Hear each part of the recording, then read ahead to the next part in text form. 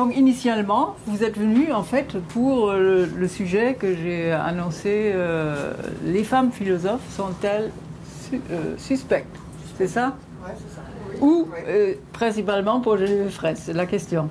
Parce qu'en fait, je l'ai trouvée un peu après et j'étais très contente qu'elle ait accepté mon invitation. Enfin, c'est pas tout le monde, en tant que grande dame de l'histoire et de la philosophie, l'histoire des femmes et de la philosophie, qu'on descend dans un café philo.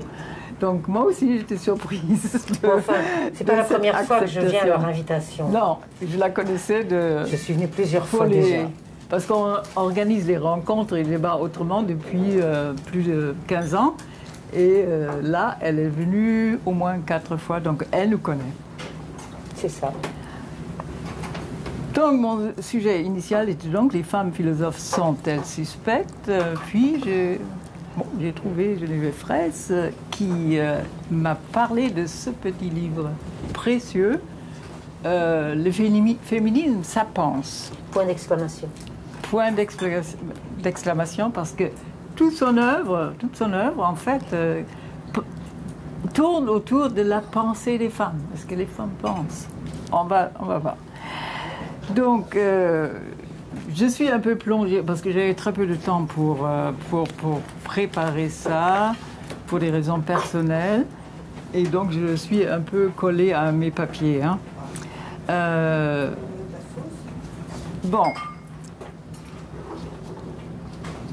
Donc de toute façon, j'ai pensé que ce livre rejoignait parfaitement le thème de est-ce que les femmes, pourquoi les femmes philosophes sont suspectes. Et pourquoi? Alors, tout ce que vous avez écrit de Geneviève Fraisse, en fait, ça tourne autour de la pensée des femmes. Hein. Pire encore. La pensée des du femmes. Féminisme. Et du féminisme, C'est mal vu tout ça. Hein.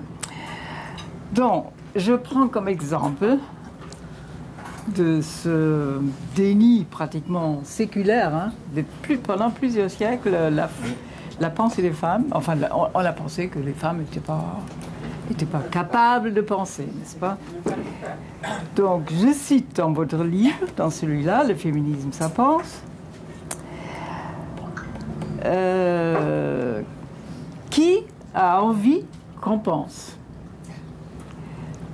Non seulement on nous critique parce qu'on ne pense pas, mais pire encore, on ne veut pas qu'on pense.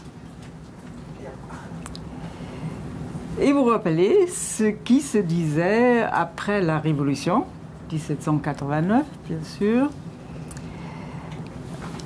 Inspirez-nous. N'écrivez pas. Vous êtes les muses et nous, les génies. Donc, vraiment extraordinaire cette citation. Hein. Vous citez Simone de Beauvoir, qui, elle, retourne l'argument l'argument de Descartes, la formule de Descartes. Je pense, donc je suis. Et qu'est-ce qu'elle dit, Simone de Beauvoir? Elle disait le contraire. Je suis une femme, donc je pense. Ça aussi se trouve là-dedans. J'étais très contente de le lire. Donc, la question maintenant, pour moi, elle se pose, vu ce déni de la pensée des femmes pendant des siècles, vous-même, est-ce que vous n'avez jamais ressenti ce préjugé, ce soupçon à l'égard des femmes philosophes? Moi, j'ai commencé en fait à lire J'ai fait des études de philosophie en 68 et dans les années qui suivent. Donc je suis vraiment une femme de 68 et puis de la décennie MLF 70, mais tout simplement, l'un et l'autre. Et j'ai donc eu envie, dès mes examens finis et ma situation de prof de philo établie, regarder ce qu'étaient les archives du féminisme, donc les archives de la pensée du féminisme, d'une part, et d'autre part, par mes études de philosophie, se posait la question du droit des femmes à penser, qui ne paraît pas du tout évidente, y compris dans cette époque assez subversive que était celle du début des années 70. Donc il y a cette espèce de tension et en même temps de possible. C'est ça un peu les années 70, à la fois on sent la tension et en même temps il y a une disponibilité de l'histoire pour qu'on puisse s'insérer dans les interstices. Moi, par exemple, ça sera effectivement d'un côté du MLF et de l'autre côté ma cofondation autour de Jacques Rancière d'une revue qui s'est appelée Les Révoltes Logiques, voilà. Citation de Rimbaud, en 1975, où je publierai mon premier texte dans le numéro 1. Donc voilà, il y a cette espèce de mélange qui est propre à cette décennie tout à fait extraordinaire, où on peut traverser les frontières des disciplines et traverser aussi les rapports entre politique et savoir. Et j'en ai largement profité. Je me suis trouvée au bon endroit au bon moment, disons, et j'étais disponible ou disposée à en profiter. Donc voilà, c'est ça que je peux me présenter comme ça. Donc j'ai décidé de travailler sur la pensée féministe dès mes études terminées et de rentrer le plus vite possible. Et j'ai réussi 10 ans plus tard, donc en 1983, à rentrer au CNRS.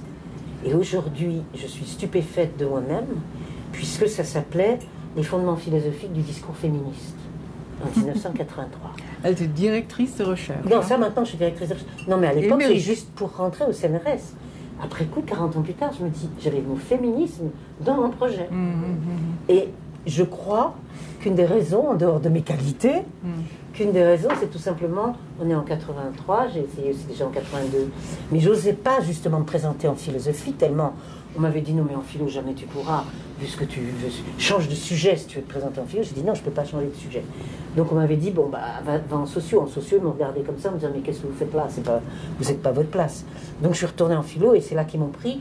Mon idée, c'est quand même qu'on est juste dans l'après-Mitterrand. Mitterrand, Jacques Lang, etc. Donc il y a une sorte de dynamique évidente pour ouvrir comme ça des espaces. Le CNRS fait des recherches sur les études féministes, etc., bien avant qu'il y ait des études de genre. Donc j'ai dû bénéficier, je pense, d'un contexte favorable. En dehors du fait que j'étais quelqu'un de sérieux, ça se voyait. Je dis toujours, on voyait que j'étais sérieuse. C'est pour ça qu'on me supporte. Mais c'était pas tellement le sujet que ma compétence de bon élève, d'élève sage. Bon élève, j'en sais rien, mais d'élève sage.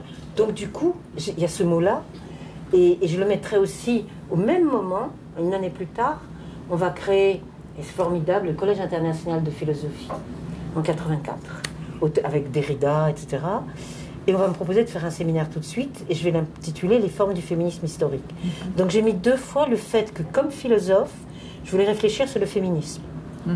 C'est important, parce que, je dis d'entrée de jeu, ça s'ira très vite, j'ai pas cherché à faire de la philosophie féministe, c'est pas du tout mon truc.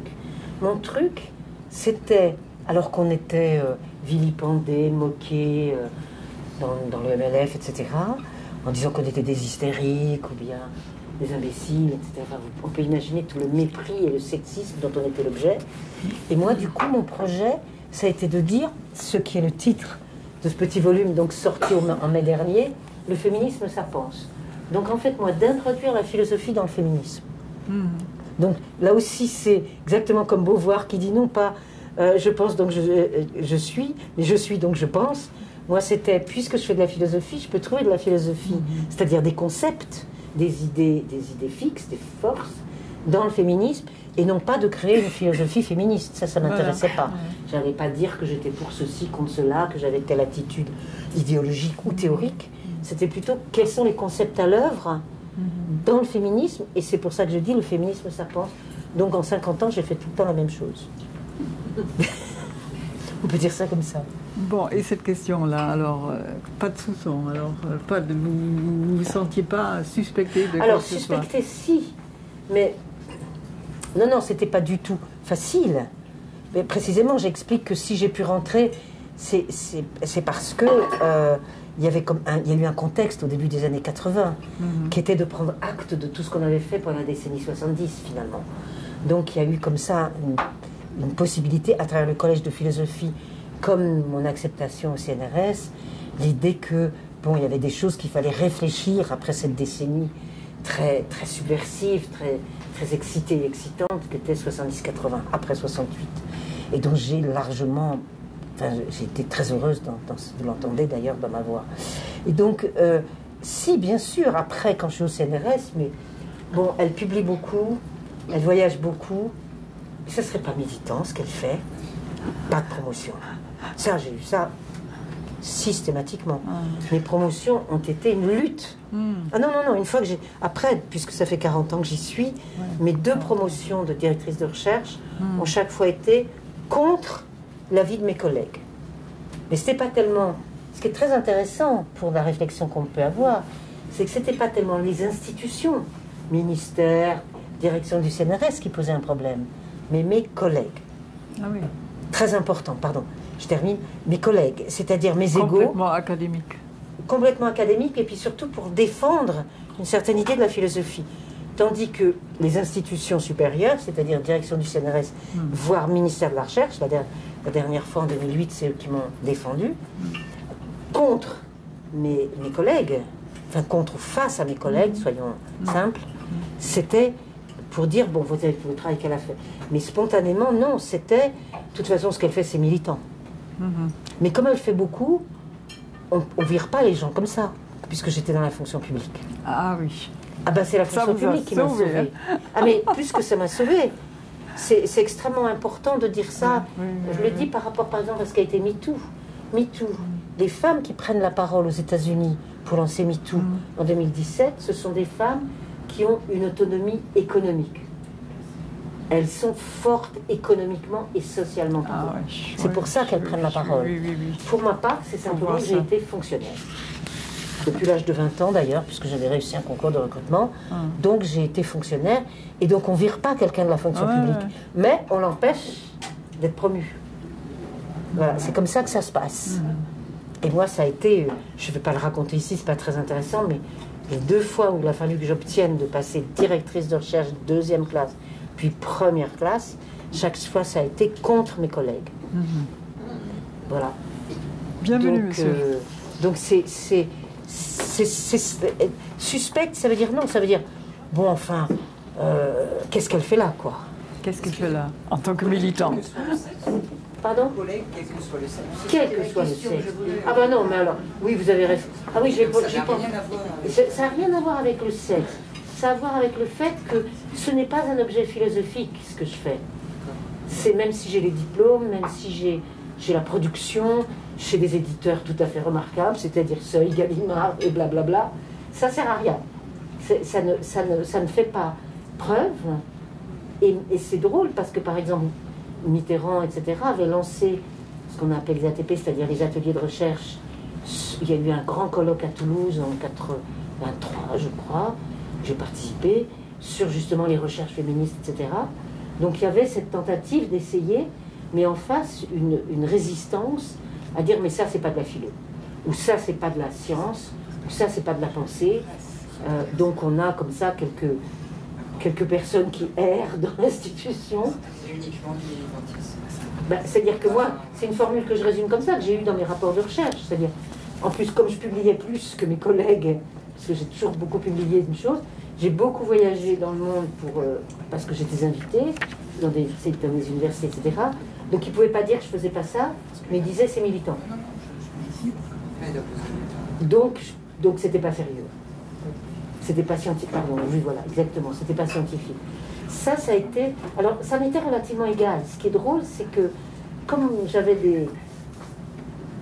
comme je viens de cette génération qui a eu la chance de créer des choses nouvelles, comme Révolte logique avec Rancière ou Collège de philosophie avec les amis philosophes quelques années après, il y avait quelque part suffisamment de soutien pour pouvoir continuer. Ou bien... Et puis il y a eu aussi les historiennes avec qui j'ai pu travailler. Donc elle ne travaillait pas sur l'histoire de la pensée féministe, ni même sur l'histoire du féminisme, elle travaillait plutôt sur l'histoire des femmes, mais il y avait des sortes de synergies collectives. Voilà. Donc ces synergies collectives correspondent à une période, disons, je dirais, les 2 décennies, 70 et 80. Mais c'est... Comment dire? On pourrait rentrer dans le détail de savoir si des femmes ou des hommes sont différents dans leur résistance, on pourrait le faire. Mais je ne sais pas si c'est très intéressant. Alors, j'ai une autre question. À quand remonte votre premier engagement féministe? Ah, alors, qu'est-ce que vous entendez par engagement? Dans l'espace public? MLF, oui. Dans l'espace public, Ouais. novembre 71, la grande manifestation Nation, C'est ça. République Nation. Et c'est effectivement une manif où on est extrêmement nombreuses. Et je suis important dans mes études, donc en plus je vais partir à Berlin pour la maîtrise, enfin bon, C'est bref, ça. ça se mélange. Mais en tout cas, c'est une grande manifestation et c'est là que ça sera ma première grande expérience. Oui. Alors, d'où vient d'après vous, la différence des sexes? Je rappelle que votre livre fondateur est La Muse de la Raison. Il n'y a pas d'article, c'est Muse de la Raison sans article. Ah oui, c'est ça. Vous savez qu'il n'y a pas de Muse de la Raison de toute façon. C'est une 10e muse qui n'existe Ça, pas. c'est le rappel de la Révolution. Hein. Donc, bah oui, non mais c'est Chénier, Joseph Chénier, qui dit à cette femme qui s'oppose au poète que vous citiez tout à l'heure, en disant j'ai le droit d'écrire de la poésie et pas seulement de vous inspirer la nuit pour que vous écriviez le jour. C'est Simone de Beauvoir. Non, c'est pas Simone de Beauvoir, c'est Constance de Sales. Non, on est en 1797. Et c'est vrai que c'est elle, Constance de Salm, connue par ailleurs maintenant pour certains écrits, notamment 24 heures, une femme qui a été mis en scène au théâtre récemment, qui s'oppose à un poète qui lui dit « Inspirez mais n'écrivez pas ».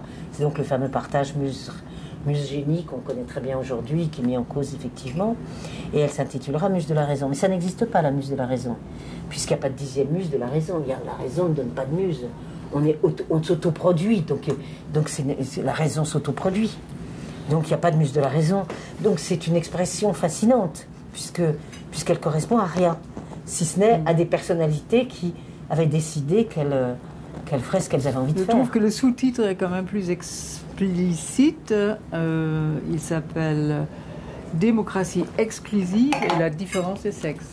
Alors ça c'était en 89. Alors ce qui est intéressant que vous le souligniez, c'est intéressant parce que je publie ce livre en janvier 89. Oui, 89. Et il y en a qui doivent se souvenir ici qu'il va y avoir des tas de manifestations autour du bicentenaire de la Révolution française, extrêmement importantes dans toute la France, dans Paris. Enfin, il y a des grandes choses sur les Champs-Élysées, etc., etc.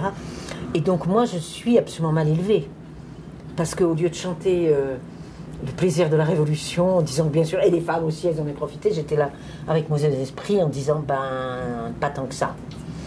Donc la démocratie exclusive, c'est important pour moi cette expression. Surtout que je suis embêtée parce qu'en 95, quand ça passera en poche, chez Folio Gallimard, l'éditeur m'enlèvera le sous-titre en le trouvant trop subtil et mettra exclusion des femmes.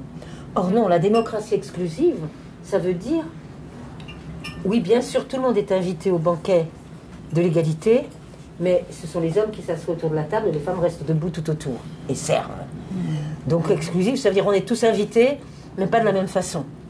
Et la meilleure phrase que j'utilise toujours, c'est l'article 7 du Code civil napoléonien, qui dit, c'est très simple, est citoyen, ça c'est Léon Richer, un féministe, la fin de la Troisième République, qui me l'avait montré, enfin je l'ai lu chez lui, est citoyen toute personne jouissant de l'ensemble de ses droits civils. Ben oui, mais les femmes, elles ne jouissent pas de l'ensemble de leurs droits civils. Donc elles ne sont pas citoyennes. Mais il n'est pas dit qu'elles ne sont pas citoyennes. On ne va pas écrire ça. Non. Mais ça va le produire par cet article. C'est ça. Et donc par là même, c'est ça la démocratie exclusive. C'est-à-dire que ce n'est pas excluant, c'est pas vous n'êtes pas citoyenne. C'est juste, ben, il faut avoir tous les droits civils pour être citoyen. Désolé, les femmes n'ont pas tous leurs droits civils. Ça mettra quand même 150 ans à ce qu'on obtienne l'ensemble de nos droits civils. Hein.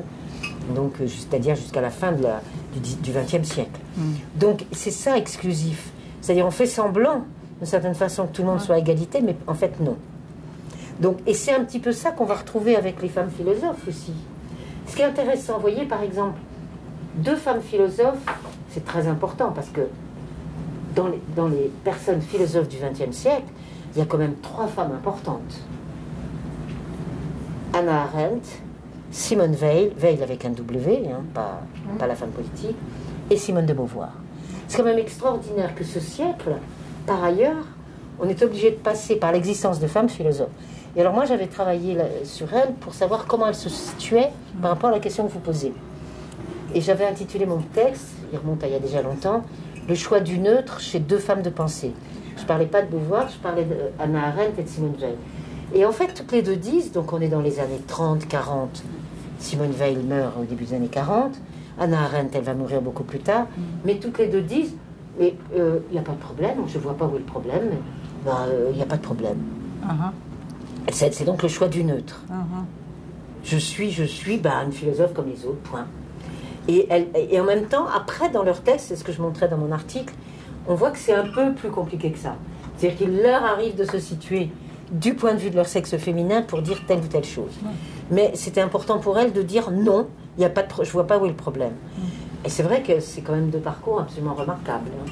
Sans parler de Simone de Beauvoir, qui est encore une autre femme étonnante. Donc, quand on fait la liste des femmes philosophes du XXe, on est obligé de passer par des noms de femmes. Je trouve ça assez intéressant, quand même, par rapport à la suspicion dans laquelle nous sommes encore. Quel est votre regard géopolitique sur l'histoire des femmes, puisque vous avez collaboré comme co-directrice avec Michel Perrault sur le 4e volume de l'histoire des femmes en Occident? Alors, à ce moment-là, c'était il y a 30 ans. Oui, c'était en 91. C'est sorti en 91, donc en fait, les historiennes se sont regroupées à la fin des années 70. Et quand je dis les historiennes, c'est parce que c'était au Centre de recherche historique à l'École des hautes études. Mais enfin, il y avait des sociologues, il y avait différentes personnes. Et moi, j'étais... Pas grave. C'est bon. J'étais la philosophe, mais surtout, j'étais la seule à travailler sur l'histoire du féminisme, de la pensée féministe. Parce que l'histoire des femmes, c'était à l'époque, pour ceux qui peut-être ont connu ça, l'histoire des mentalités, l'histoire de la vie privée, l'histoire sociale. C'était pas l'histoire politique. L'histoire politique va arriver juste après. Donc, si vous voulez, la question de la géopolitique, je ne la mettrai pas en rapport avec ce travail que j'ai fait avec les historiennes, qui était en parallèle de ce que je faisais comme travail moi, puisque je publiais justement à ce moment La Muse de la Raison, mais qui était extrêmement important parce que c'était des regroupements d'une période que moi j'ai beaucoup aimée parce qu'elle était transdisciplinaire. Parce qu'on pouvait circuler d'une discipline à l'autre. Et dans les années 90-2000, après, ça a été catastrophique. On a institué les études de genre et c'est devenu incroyablement disciplinaire. On était historienne, on était sociologue, on était économiste. Et moi, j'avais connu une période où on traversait les frontières. Et je pense que c'est en train de revenir. Ce qui est intéressant, c'est que je pense que c'est... Enfin, je vois des petites incidences dans des jeunes générations, des jeunes chercheuses que je rencontre. Et ça m'intéresse parce que sur des sujets nouveaux comme ça, il faut pouvoir être transdisciplinaire. Oui. Voilà. C'est pour ça que j'ai travaillé sans mal avec les historiennes alors que j'étais en philosophie. Et elles n'avaient pas de mal non plus à travailler avec moi, apparemment. Vous appelez Kant et Rousseau les grands interdicteurs qui défendent aux femmes l'accès au beau et au sublime. Oui. Qui serait réservé uniquement aux hommes. Cela suppose que les femmes artistes seraient encore plus suspectes que les femmes philosophes. L'enjeu est le même. Je pense à Camille Claudel. L'enjeu est le même. Non, mais c'est parce que, en fait, dans la suite de l'histoire, que ce livre que j'ai publié en 2019, c'est sur la généalogie de la femme artiste, et on part avec Rousseau et Kant, on part sur le fait que non, la femme ne sera pas artiste, et non, elle n'a pas accès au sublime. Donc, en fait, avec la question du sublime, on arrive à la question du symbolique aussi. C'est-à-dire, et on va... L'exemple, j'ai fait un texte récemment, j'aurais dû l'apporter, qui m'avait été commandé, à propos de Stendhal. C'est très intéressant de prendre l'exemple de Stendhal. Stendhal, c'est donc un homme juste du lendemain de la Révolution française. Il va donc publier de 1800 à 1840. Et... enfin 1800 un peu plus tard, mais justement comme il écrit, on a publié les lettres qu'il écrit à sa sœur au début des années 1800, c'est intéressant. Je vais prendre cet exemple parce que ça résume un peu les choses. En gros, c'est vrai que si vous citez Rousseau et Kant, ce que je cite au début de la suite de l'histoire, ils vont poser la différence entre... Mais les femmes vont avoir accès au beau, mais pas au sublime. Donc, par exemple, voilà, ou bien les femmes ne peuvent pas être des génies, donc elles doivent être des muses, etc. Que se passe-t-il à ce moment-là? Stendhal arrive, Stendhal et d'autres, Donc avec la démocratie exclusive, ils disent tout le monde doit apprendre. Tout le monde non seulement doit apprendre à lire, mais doit travailler, et c'est ce qu'il va écrire. Donc Stendhal, c'est très intéressant. Pourquoi donc l'éducation des femmes est très problématique. Et il y a même, pour bloquer l'émancipation, il y a la question de l'émancipation et la question de l'accès au sublime, c'est deux choses. L'émancipation, c'est en général, par exemple, quelqu'un comme Sylvain Maréchal, qui est quand même le rédacteur du manifeste des égaux, le co-rédacteur du manifeste des égaux de Babeuf, extrême gauche révolutionnaire. Il publie un pamphlet en 1801, c'est un pamphlet avec un manifeste portant défense d'apprendre à lire aux femmes. Il reprenait Restif de la Bretonne, d'avant la Révolution française, et je rappelle aussi, parce que Marguerite Yourcenar en parlait, mais d'autres, qu'on a aussi pensé qu'il ne fallait pas que les esclaves apprennent à lire. Donc il y a un enjeu sur la lecture fantastique. Ah oui. Aussi bien du point de vue de l'esclavage, ça reviendra continuellement, mais aussi du point de vue des femmes. C'est-à-dire, qu'est-ce qu'elles vont apprendre? Je rappelle toujours que Fénelon, dont on dit qu'il a été le soutien de l'éducation des filles à la fin du XVIIe siècle. Vous prenez son petit texte, il dit, première page, rien n'est plus négligé que l'éducation des filles. Bon, ça commence bien. Puis vous tournez la page. Oui, mais elle n'apprendra pas ça. Oh là là là là. Voilà, mais ça va durer jusqu'au XXe siècle. Je me rappelle toujours la date, et c'est pour ça que je citais Simone de Beauvoir, Simone Veil et d'autres, c'est que l'équivalence du baccalauréat pour que les filles puissent faire des études supérieures équivalentes à celles des garçons, c'est 1924, ce dont vont bénéficier justement Simone de Beauvoir et Simone Veil, qui se rencontrent dans la cour de la Sorbonne et qui s'engueulent un peu parce qu'elles n'ont pas évidemment la même vision politique des choses. Ça, j'ai travaillé aussi là-dessus, c'est intéressant. Mais donc, c'est il y a 100 ans que les femmes font les études, par exemple dans notre pays, équivalentes à celles des garçons. Donc ça va donner ce que j'appelle l'accès au savoir illimité. C'est ça l'histoire de Simone de Beauvoir. C'est l'accès au savoir illimité. Ses parents ne s'en rendent pas compte, d'une bourgeoisie moyenne, ils ne s'en rendent pas compte. Et elle part tout droit. Et elle ne s'arrêtera pas. Mais c'est tout à fait... Et ma génération qui arrive juste après, parce que ma propre mère a à peu près l'âge de Simone de Beauvoir, et est elle aussi une jeune agrégée, 21 ans, 22 ans, elle soit agrégée. Ben oui, parce qu'elle fonce. Ah oui. Elles foncent. C'était tout nouveau. Hein, c'est tout nouveau, et en plus, elles sont là devant l'ouverture de ce qui leur a été interdit depuis 200, 300 ans. Donc la question est qu'est-ce qu'on fait? Donc je reviens à Stendhal. Stendhal, il écrit à sa sœur Pauline, et il lui dit, arrête de tricoter, mais enfin lis des livres. C'est ça que tu dois faire. Non, vous l'avez en poche là, hein, c'est les lettres à Pauline. Je vous les conseille, c'est extraordinaire. Parce qu'on n'a pas les lettres en retour. Sauf quelques-unes m'ont dit, les archives stendhaliennes où j'étais l'autre jour à Grenoble m'ont dit, on a quelques lettres d'elle, mais sinon pas vraiment. Parce qu'elle n'a pas envie de répondre à son frère qui dit, arrête tes bêtises, quoi. Ah bon, t'es pas enceinte? Mais très bien. Il faut que tu aies des idées. Et c'est-à-dire qu'il faut que tu penses. Et là, il va y avoir une distinction très importante pour nous, dans la question que vous posez, entre le savoir et des idées. On peut avoir des idées, mais pas trop de savoir. Et ce qui va être important, c'est de ne pas montrer son savoir.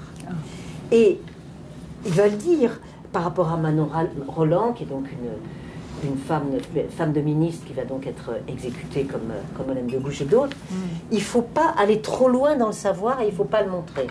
Et je vais vous lire un passage qui n'a rien à voir avec la Révolution française, mais avec Marguerite Duras. Donc on saute. Et parce que ça c'est ce qu'elle dit en 82, elle changera aussi d'avis, mais justement elle est très représentative de l'inversion qu'il peut avoir. Il faut imaginer donc qu'on va être d'accord pour que les femmes aient accès au savoir, mais pas trop. Puis surtout ne pas le montrer. Et Stendhal, qui pousse sa sœur comme ça à lire, dira quand même dans De l'amour, ah oui, moi je préfère une servante à une savante. Il ne faut pas être savant, il faut avoir des idées, c'est-à-dire faut faire travailler son cerveau. Donc qu'est-ce qu'ils cherchent là les hommes? Un peu, mais pas trop. Mais ça dure très longtemps. Je raconte depuis très récemment, parce que finalement je n'avais pas fait le lien, que comme je suis une élève plutôt bonne, on va me mettre en classe de grec en 4e, ma génération, comme ça, je vais faire du grec, latin, grec, donc c'était les élèves, voilà. Et je me rends compte que la même année, je continuais à avoir des cours de couture. Et j'ai encore la petite robe que j'ai brodée, que j'ai gardée quand j'ai eu un enfant fille. Donc, en fait, on me faisait faire du grec, mais j'avais encore les cours de couture. Dans un grand lycée, c'était au lycée Marie-Curie à Sceaux, donc dans un lycée d'Île-de-France important. Donc, on était quand même encore prise dans ce double bind, comme on dirait aujourd'hui, comme Stendhal le dit, des idées mais pas trop de savoir. Donc vous allez faire du grec parce que vous êtes bon élève, mais on va vous apprendre la couture. Il ne faut pas faire de l'ombre aux hommes. Voilà. Alors moi maintenant je vais vous lire un passage de Duras en 1982 parce que ça renvoie à ce que dit Stendhal et à beaucoup d'autres. J'écrivais la nuit. Je cachais ce que j'écrivais aussi. Je ne voulais pas le dire. Tu comprends? Dès que tu dis, je vais dire que j'écris, je vais dire que je m'instruis, que je lis, que je fais des poèmes, que je fais des romans, l'attitude militante l'emporte sur le fond. Vous entendez encore, l'attitude militante. Hein. J'aime mieux les gens comme Virginia Woolf, qui dans une chambre à soi montrent que les femmes se cachaient. Qui est vrai, absolument lire une chambre à soi, essentiel pour eux. C'est un livre essentiel. Nous sommes dans la clandestinité de par notre nature. La maternité, c'est une clandestinité. Tu ne peux pas faire les deux choses. C'est-à-dire faire ce que tu fais, écrire, et en même temps montrer que tu écris. Je ne sais pas comment le dire plus simplement. Marguerite Duras. Marguerite Duras.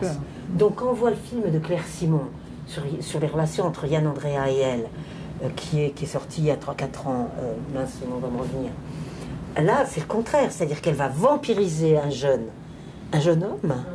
À la fin de sa vie, elle arrive à vampiriser un jeune homme, c'est-à-dire à se comporter comme un mec, absolument, face à un homme qu'elle met à son service. Mais c'est cette femme qui dit en 82, je me cachais pour écrire. Et nous en sommes là. C'est-à-dire, c'est Marguerite Duras, c'est important de voir que c'est pas une femme de... Parce que j'ai d'autres exemples, évidemment, sur les 200 ans qui nous précèdent. Mais là, c'est une femme contemporaine. Donc, là, et puis elle dit, non, on va trouver ça militant. C'est-à-dire que c'est suspect d'écrire, pour reprendre le titre absolument fort de votre soirée. C'est-à-dire elle était suspecte. Elle, Marguerite Duras, quand on voit ce qu'elle a fait, c'est quand même intéressant qu'elle témoigne de ce qu'elle savait qu'elle était. Donc après, moi je peux témoigner après elle, mais elle a tout dit là. Alors, je voulais revenir à un livre de vous sur Simone de Beauvoir qui s'appelle Le privilège de Simone de Beauvoir. En quoi consiste ce privilège? Alors, le privilège, c'est un terme à ne pas prendre pour elle est privilégiée parce qu'elle était fille de la moyenne bourgeoisie, elle a pu faire des... Non. Le privilège, c'est que c'est un mot qui est en permanence employé dans ces textes. J'ai buté sur ce mot-là tout le temps. Et en plus, on peut le dire aussi finalement de l'existentialisme en général. Donc on est complètement étonné, parce que vous savez bien que la nuit du 4 août, on abolit les privilèges au début de la Révolution française. Donc normalement, c'est un terme d'ancien régime. Et ce terme, alors, là encore, ça passe par Stendhal, parce qu'il a fait un petit texte sur privilège, qui s'appelle Privilège. Et Simone de Beauvoir, c'est quelqu'un qui est d'une culture, mais impressionnante. Plus je l'ai lu, plus j'ai compris qu'elle faisait sans cesse référence à des lectures. J'en étais même, plongée dans une modestie immense, parce que je me disais que j'avais une culture aussi grande qu'elle, quel que soit mon plaisir de lire. Et donc, le privilège est un terme, anachronique, au milieu du XXe siècle, chez les existentialistes. Il est aussi chez Sartre. Et chez Beauvoir, il est tout le temps. Et notamment dans ce texte qui m'importe beaucoup, qui est son introduction au deuxième sexe, où justement elle va reprendre ce que j'ai dit à propos. C'est un discours de la méthode. Et quand j'ai travaillé ce discours de la méthode, effectivement, c'est je pense donc je suis, dit Descartes, et elle dit je suis donc je pense. C'est-à-dire qu'en fait elle inverse les choses. Pourquoi? Parce que elle voulait écrire ses mémoires et Sartre lui dit ouais, mais vous êtes qui, vous savez qui vous êtes? Alors évidemment elle entend son camarade lui dire bah oui, je suis une femme, mais alors c'est quoi? Et du coup elle va faire le deuxième sexe comme ça. Et on a curieusement chez elle l'écriture du deuxième sexe avant l'écriture des mémoires.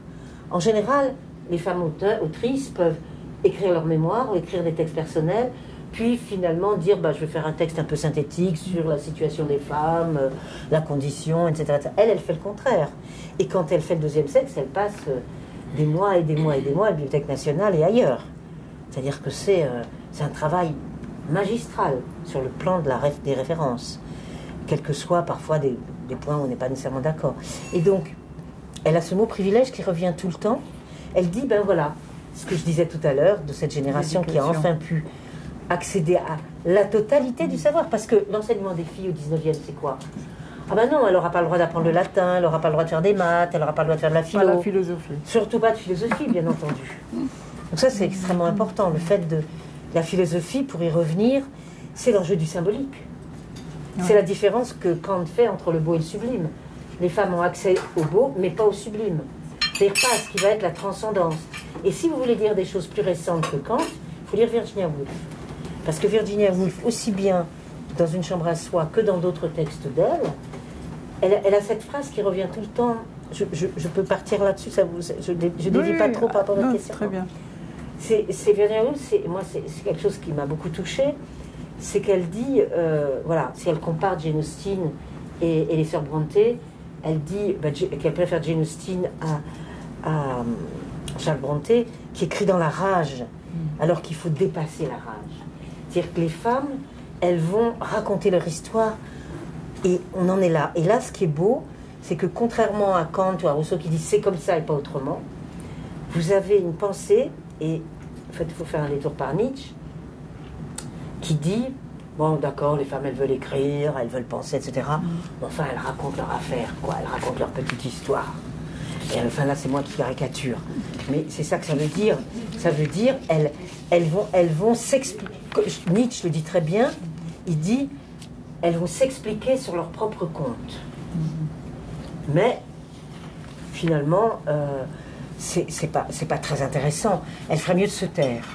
Mulier taceat in ecclesia, pour informer, les femmes se taisent dans l'église. Mulier taceat, donc in ecclesia. Et donc là, elle ferait mieux de se taire plutôt que d'écrire. Bon.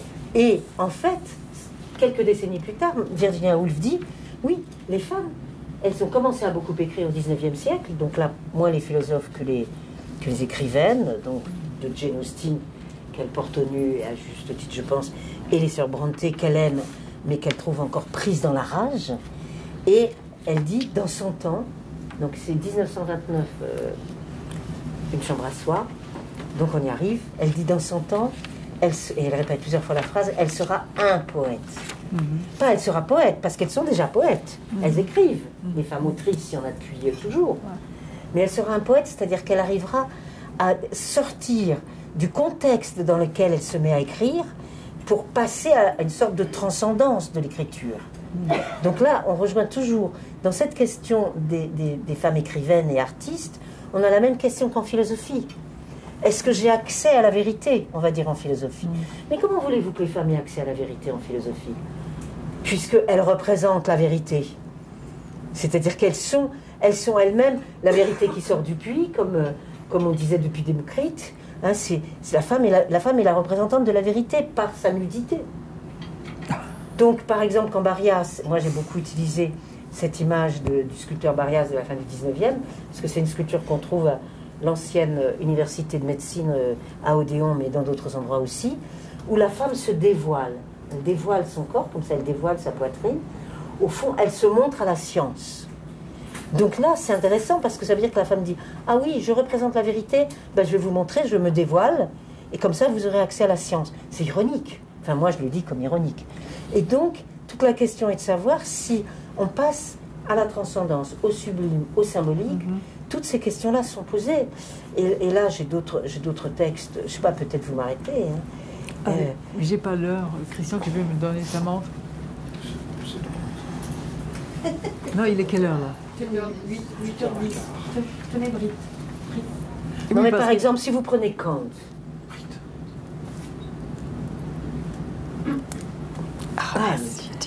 Emmanuel Kant. Pour ce qui est des femmes instruites, elles usent des livres à peu près comme de leur montre. Elles la portent de manière qu'on voit qu'elles en ont une. Ma voisine n'en avait pas. Peu importe qu'à l'ordinaire elle soit arrêtée ou ne soit pas réglée sur le soleil. Donc voilà.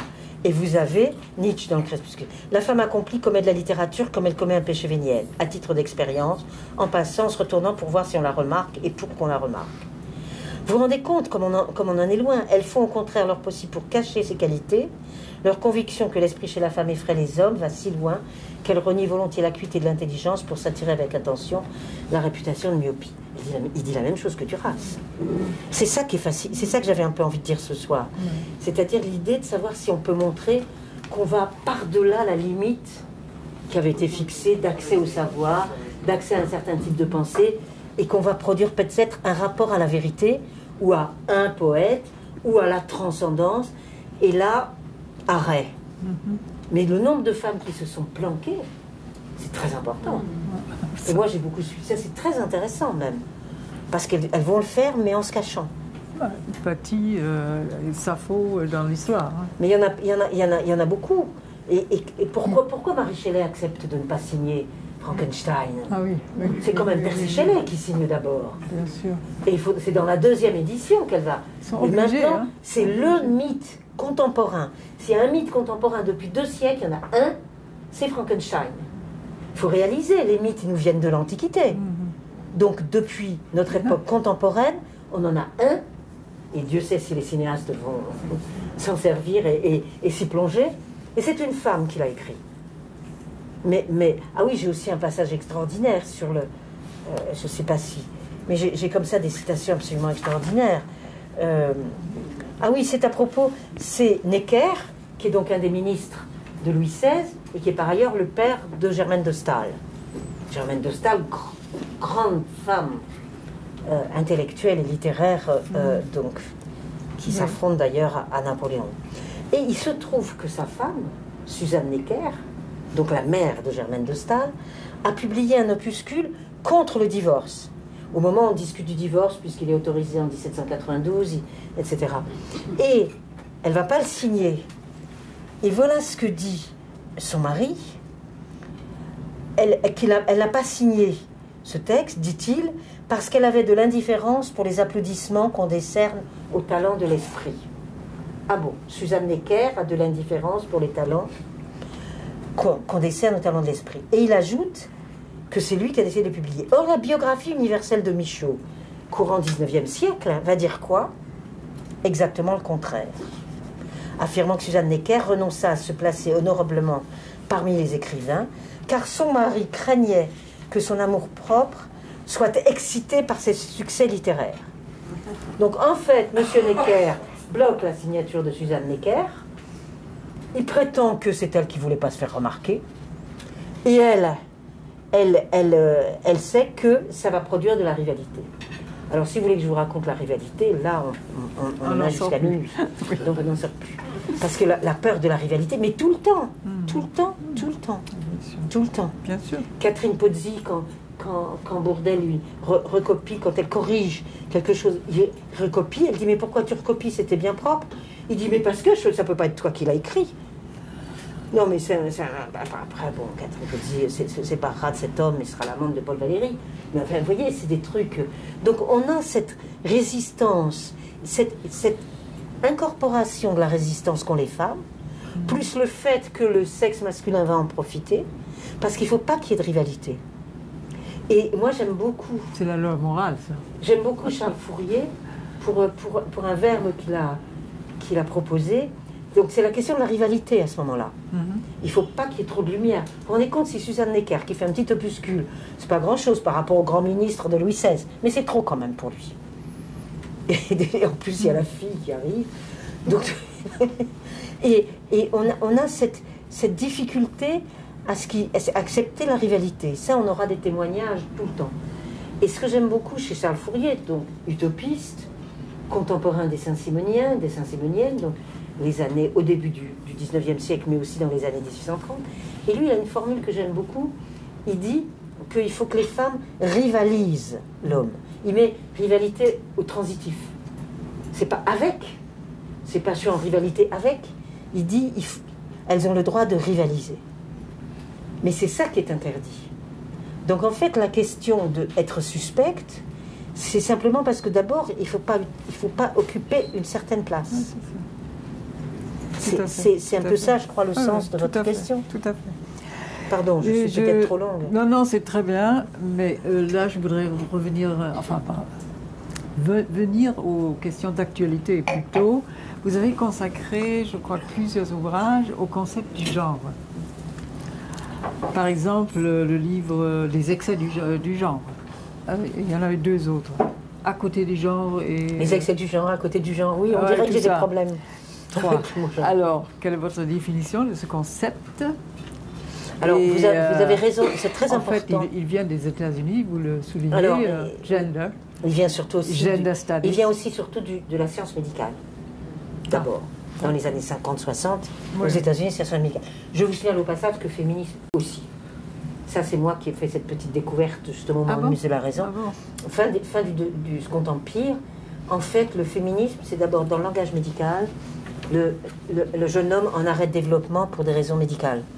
Ça fait du féminisme, comme l'infantilisme. Ces 2 termes seront des néologismes, puis ça passera dans le langage politique.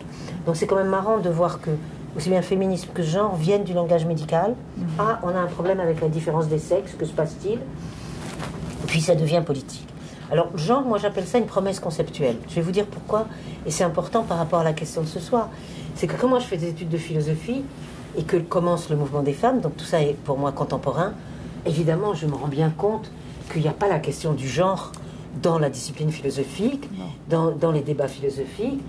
On prend les manuels scolaires après qu'on va avoir pour enseigner en terminale, cette question n'existe pas. Elle a d'ailleurs du mal à exister, c'est plutôt le genre humain qui est sorti, etc. Je vous en passe les détails, je vais aller plus vite que ça.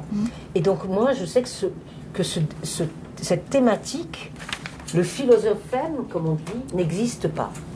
Donc quand arrive le mot genre, autour de la fin des années 70, début 80, je me dis c'est intéressant, voilà un mot qui va nous sortir du mot sexe, mais pas pour faire ce que ça a beaucoup fait, qui sont les 2 critiques que je vais tout de suite avoir. C'est genre opposé à sexe comme social opposé à biologique, culture opposée à nature. Bon, ce dualisme, à mon avis, il est obsolète désormais. Et surtout, mettre sexe que du côté du biologique est une erreur. Je reprends ce que Freud a fait en distinguant Eros et libido. Quand il crée le concept de libido pour l'énergie sexualisée ou désexualisée, c'est pas pour abandonner le mot Eros. Donc là, on n'a pas abandonné le mot sexe, mais on n'a pas à faire du sexe que du biologique et genre que du social. Plus intéressant pour moi est de dire que genre, c'est une promesse conceptuelle. C'est-à-dire on cherche à faire un objet philosophique qu'on va faire rentrer dans le champ des concepts philosophiques. Alors là où j'ai été, de toute façon j'étais déjà en alerte, mais là où j'étais effectivement circonspecte, c'est que immédiatement, dès les débuts des années 80, je me souviens, c'est un article du Monde d'un anthropologue, je le vois encore, qui dit les genres. Ah bah, masculin, féminin. Ah bon, on va quand même pas avoir cherché un terme abstrait pour retomber sur le dualisme.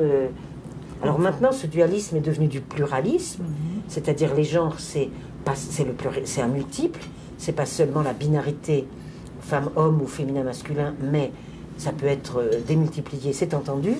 Mais est-ce qu'il faut que le mot genre soit renvoyé à des identités différentes et multiples, ou à un concept abstrait, un mot abstrait, comme on dit au prisme du genre? Quand on dit au prisme du genre, on n'est pas à savoir si c'est masculin ou féminin. C'est juste qu'on vous posait la question sexuelle, ou du sexe, ou de cette question-là, en lisant un texte, par exemple.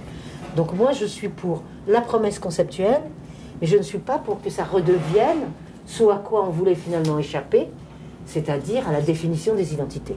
Ah. Voilà. Est-ce que j'ai répondu? Oui, très bien. Bon. Mais tout à l'heure, on va voir le public. Est-ce qu'il a peut-être d'autres questions? Moi, j'en ai encore 2, mais je sais c'est comme quand j'étais l'heure qui tourne. Comme quand j'étais au Parlement européen, on disait gender leave.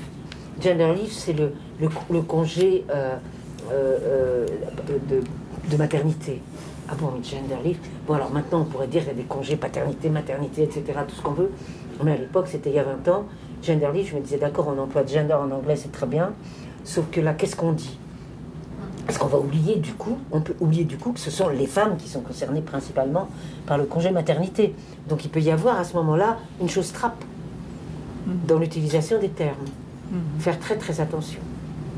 C'est-à-dire comment on peut manipuler l'abstraction par rapport à la question différence des sexes. C'est pour ça que moi j'aime beaucoup la langue allemande qui dit Geschlecht. Et Geschlecht, c'est sexe et genre. Et du coup, la langue allemande est assez intéressante de ce point de vue. Pour ça, oui. Bon, pour ça, oui, dit-elle. On ne commentera pas le pour ça, oui. Bon, mais je voudrais quand même, comme j'ai sauté la présentation, je voudrais quand même que vous disiez un mot sur votre parenthèse politique en tant que délégué interministériel aux droits des femmes, puis député au Parlement européen pendant quand même 7 ans, de 1997 à 2004. Ben, c'est un service politique. Tout le monde ici devrait avoir fait un service politique. Et vous savez, j'avais aucune formation, j'avais aucun désir de rentrer dans ce monde-là. J'y suis allée parce que, compte tenu de ce que j'avais écrit, j'avais pas le droit de dire non, comme j'ai raconté toujours que c'est ma fille rentrant du lycée qui m'a dit « T'as dit non, mais t'as pas le droit de dire non. Retéléphone et tu dis que tu iras. » Donc j'y suis allée. Et du coup, ça a duré 7 ans, sur fond de gauche pluriel, hein, c'est-à-dire que je n'avais pas à choisir et j'avais pas d'ambition. Donc, si ce n'est de faire le job et puis de revenir à ma table de travail dans mon bureau tranquillement ensuite. Ah, c'était pas une question, mettre en pratique une pensée? Mais pas du tout. Pas du tout. J'ai fait contre mon gré, j'ai accepté. Oui, j'ai vu ça, oui. Ah non. Ah ben, je n'avais aucune ambition, aucun projet. On est venu me chercher, j'ai plutôt dit non. Et si j'avais pas eu l'intelligence de cette jeune femme, pas là. de cette adolescente qui m'a dit « Mais t'as vu ce que t'as écrit, t'as pas le droit de dire non ?» Mais ça vient de loin. Ça vient de ce que dans les années 70, on discutait via le maoïsme sur le rapport entre théorie et pratique. Donc, comme les intellectuels qui devaient aller dans les champs, etc. Enfin, c'était toute les débats qu'on a eu autour du maoïsme, qui est qu'on ne devait pas être la séparation manuelle intellectuelle. Donc moi, j'avais écrit des choses, donc je n'avais pas le droit de dire que j'allais pas aller dans les champs. Passer au manuel, quoi. C'est ça. Et donc pour moi, c'était avilissant, quoi. C'est pas ça. Non. C'est le contraire. C'est que je devais respecter le fait qu'on pouvait être à la fois manuel et intellectuel. Et donc, comme j'avais écrit plusieurs livres, dont Musée de la Raison, vous avez parlé, mais j'en avais écrit 3, 4, plusieurs déjà, pas mal même, à ce moment-là, j'étais sollicitée par le politique, et c'était comme une sollicitation, ou quand même comment appeler ça, quand on vous convoque. Voilà, merci. C'est comme une convocation.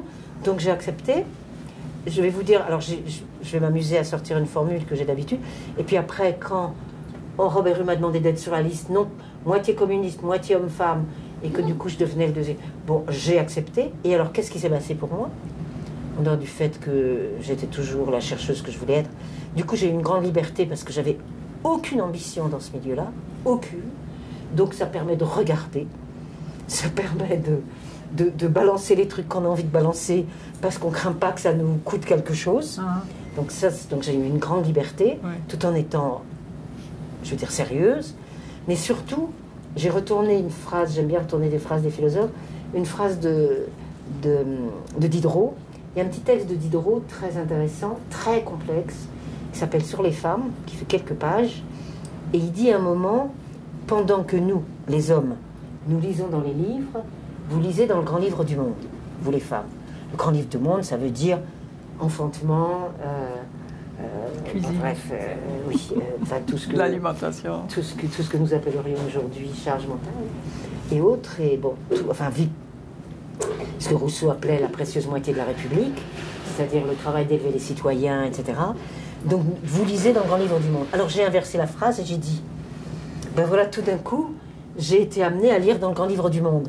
Mais c'était à Matignon et à l'Assemblée européenne, et non pas à la maison. Donc j'ai lu dans le grand livre du monde, je n'ai pas perdu mon temps, j'ai énormément appris, mais beaucoup de choses très importantes pour ma vie à la fois personnelle, publique, professionnelle, scientifique, tout ce qu'on veut. Mais c'était pas. Mais je n'attendais qu'une chose, c'est de revenir à ma table. Mais vous avez quand même mis en place quelque chose sur Ah ben, le sport. mais non seulement ça, j'ai fait 2 rapports d'initiative dont je suis très fière. Un sur le spectacle vivant, l'autre sur le sport, C'est ça. les femmes et sport. À une époque, en 20 ans, quand on voit entre mon rapport femmes et sport et où nous en sommes aujourd'hui du sport féminin, c'est incroyable l'évolution, c'est même dingue. Jamais j'aurais imaginé, on était encore à lutter, et je me souviens très bien, puisque c'était Rocard qui était président de la commission culture, et je le raconte régulièrement. À cette époque-là, c'était la 2e partie du mandat. J'étais à la commission culture et à la commission femmes. Parce que la commission femmes, c'était comme la commission pêche. C'est des commissions en plus. Donc pas des commissions basiques. Donc il fallait que j'ai une commission de base. Et la commission de base, c'était la culture. Parce qu'au fond, cet intello qui était perdu, là, on pouvait la mettre à la culture. Parce que tous les vrais politiques, c'était pas très intéressant pour leur projet professionnel que d'être à la commission de culture. Mais moi, puisque j'étais chercheuse, et moi ça m'allait parfaitement. Et donc il fallait que mais le sport était rattaché à la culture. Donc il fallait que je propose, quand j'ai fait ce rapport, parce que le Parlement, ce qu'on fait, c'est qu'on réagit à ce que propose la Commission européenne. Mais on a une marge de manœuvre d'initiative. Et c'est là où j'ai fait 2 rapports d'initiative dont je suis fière. Donc celui sur le spectacle vivant, et milieu dans lequel j'étais très liée dans ma vie propre, personnelle. Et puis sur Femmes et Sport, j'avais déjà travaillé avec une sociologue et une inspectrice sur la question de femmes et sport dans les années 90. Donc c'était un sujet que j'avais déjà croisé, considérant que le sport était un lieu d'émancipation des filles à l'intérieur de l'école, et pas seulement les classes recherchées, magnifiques, etc. Le sport est un lieu d'émancipation. Bon, ça, c'est un débat que je trouve très intéressant. Et là, je propose ça à la commission culture, et Rocard dit, mais c'est pas un sujet, ça. Femmes et sport, non, mais c'est pas un sujet. On est en 2003, 2004. Et j'ai été sauvée par une députée autrichienne socialiste qui a dit, mais si, parce que c'était commission femmes et commission culture. Je vous raconte un peu le mécanisme parce qu'on voit comment ça se passe. Et donc commission femmes, ils étaient tout d'accord évidemment parce que je fasse ce truc, mais commission culture, regarde que c'était un non-sujet. Et j'étais stupéfaite. Et je me souviens de cette députée autrichienne qui a évidemment enfoncé la porte, si je puis dire. Et après, on dit, ouais, mais Geneviève, c'est vrai qu'elle travaille, elle est sérieuse, donc elle peut faire son rapport. Et c'est comme ça que j'ai obtenu le droit de le faire. Mais c'est ça, c'est les techniques, il faut savoir comment ça se passe. Et maintenant, quand je vois ce rapport, alors que c'était pourquoi je faisais ce rapport? Parce qu'il y avait une femme qui s'appelle Nicolas Barr, qui était à Plessis-Robinson, qui n'arrivait pas à créer un groupe filles dans les structures sportives du Plessis-Robinson. Et donc, on était à soutenir des féministes, on était à soutenir des femmes qui avaient des initiatives locales, et elles n'arrivent... Aujourd'hui, c'est inimaginable, puisque c'est même devenu... c'est devenu comme le sport masculin, médiatique, rapportant de l'argent, etc., etc. Mais il y a 20-25 ans, c'était extrêmement difficile de créer des clubs féminins de foot, par exemple. Impossible, quasiment. Ah bon. Donc, on a en 20... Moi, j'en profite pour dire qu'en 20 ans, c'est stupéfiant. Le bond en avant... Même moi, si je relisais mon rapport, je le trouverais sans doute absolument stupide. Parce qu'on était loin. On était encore à dire il faut que les femmes puissent organiser des structures sportives propres aux filles. Donc c'est intéressant parce qu'on parle souvent des questions de parité, de pouvoir politique, etc. Mais du côté du sport, c'est une sorte de bond en avant, le XXIe siècle, tout à fait stupéfiant, d'autant que j'ajoute que je crois que c'est un lieu d'émancipation et pas seulement le latin, grec et les philosophies, pour ce qui est des filles. Oui, le corps est important. C'est quelque chose comme pas ça au seulement passage. l'esprit, le corps. Alors on passe à la discussion, au débat, aux questions, si vous en avez. Alors ça, dans un café philo, ça marche comment? Puisqu'il y en a qui n'ont peut-être pas connu encore. Vous levez la main, on vous inscrit et puis on évite les dialogues entre deux personnes, là, dans le public, on évite les dialogues. Vous adressez la question directement à l'invité. Oui. Ben, monsieur. Alors, messieurs. Je peux poser ma question ou vous notez mon nom?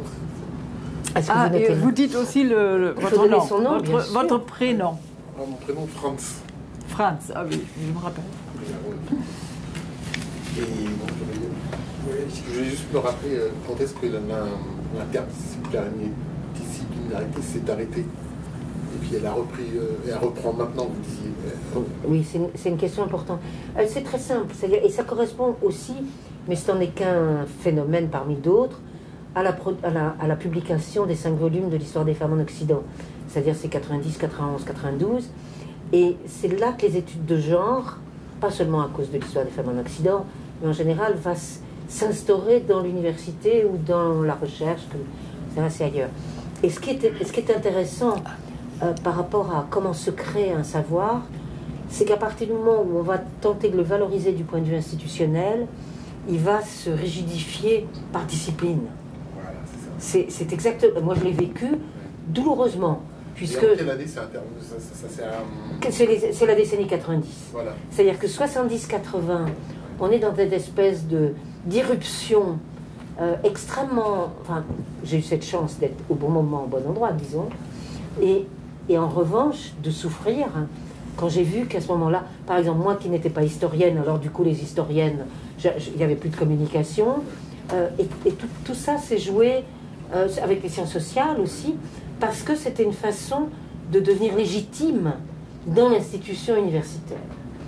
Et en plus, deuxième point, ça permettait aussi, alors que nous on était, j'ai beau dire que je suis rentrée au CNRS avec le sujet auquel je suis rentrée en 83, on restait quand même des exceptions au milieu d'une forêt, tandis que là c'est devenu des possibilités de carrière.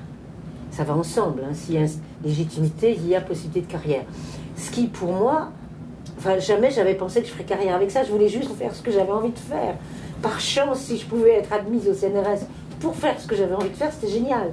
Mais je ne pensais pas faire carrière pour ça. Au contraire, je savais bien que, comme ça a été posé ce soir comme question, j'allais être... Parce que la condescendance et le mépris, j'en ai pas parlé, mais je l'ai vécu toute ma vie. De la part de mes collègues, y compris pas seulement dans les conseils scientifiques pour avoir des promotions, mais même comme ça dans les rapports. Bon, elle est sympa, Geneviève, mais enfin, quelle drôle d'idée son truc. Donc pendant votre carrière, la transdisciplinarité vous a fait un peu défaut. Non, mais j'étais déjà. Vous avez gardé des contacts Ah ben oui, j'ai gardé des contacts. Enfin, il y a eu des ruptures et des non-ruptures.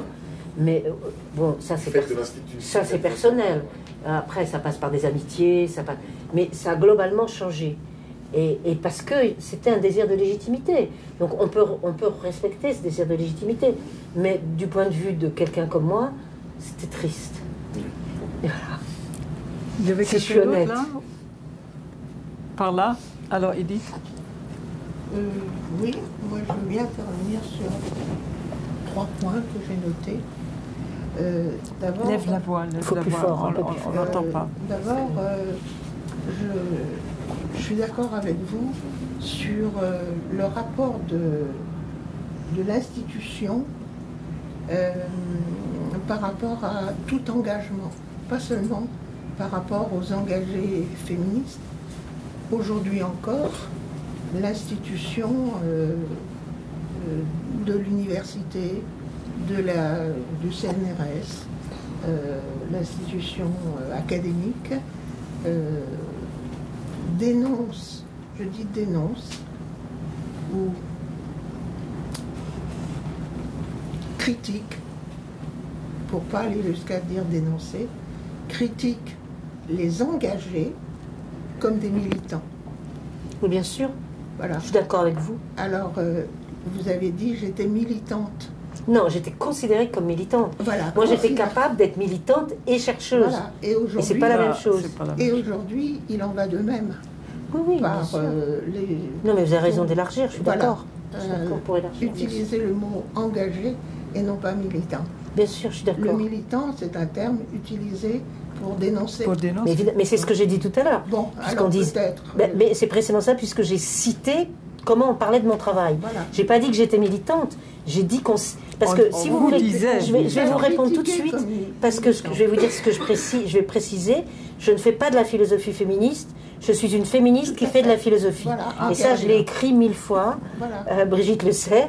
Voilà. Et donc, oui, c'est bien ce que j'ai compris. Voilà. Mais je veux dire que c'est encore aujourd'hui la même chose mais pour ceux pour qui d'autres sont sujets, bien engagés sûr. sur l'agriculture paysanne ou ceux qui sont engagés sur bien sûr. la... Oui, mais bien. La Non, ce n'est contre... pas du tout spécifique. Okay. Oui, je suis d'accord. Deuxième point, vous avez dit les 3 femmes du XXe siècle. Bon, en fait, elles ont Hannah Arendt sur le totalitarisme, Simone Veil sur la grâce et l'oppression. Non. Et la condition ouvrière. La condition ouvrière. Finalement, elles ont travaillé, ces femmes, ces 2 femmes, et je reviendrai sur Simone de Beauvoir, elles ont travaillé sur ce qui tue l'humain. Non, mais c'est bien, oui, je suis d'accord. Voilà.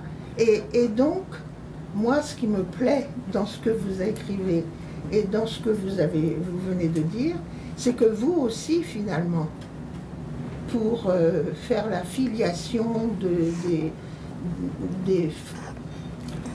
la manière dont les femmes ont philosophé et n'ont pas été reconnues comme philosophes, etc., eh bien, finalement, vous êtes parti du concept d'égalité. Bien sûr. C'est-à-dire sur un concept qui n'est pas justement un concept féministe, mais qui est un concept qui, à partir du XVIIIe siècle, alors vous l'expliquez très bien avec Poulain de la Barre, etc. 17e, donc 17e. Voilà, 17e même. Donc, c'est sûr. Et moi, je vous remercie en quelque sorte pour avoir lu votre dernier livre, d'avoir souligné que, en ce sens, vous ne vous réclamez pas des philosophies de la déconstruction, ni même de la déconstruction à la manière sociologique de Bourdieu, mais vous prenez dans ceux qui déconstruisent, non pas la critique dénonciatrice finalement. Je peux répondre à tout de suite à ce deuxième point parce que c'est très clair. Nous avons décidé, moi et d'autres, au début des années 70, de travailler sur l'émancipation et non pas sur la domination. Voilà. Donc nous étions en désaccord avec Bourdieu dès le départ.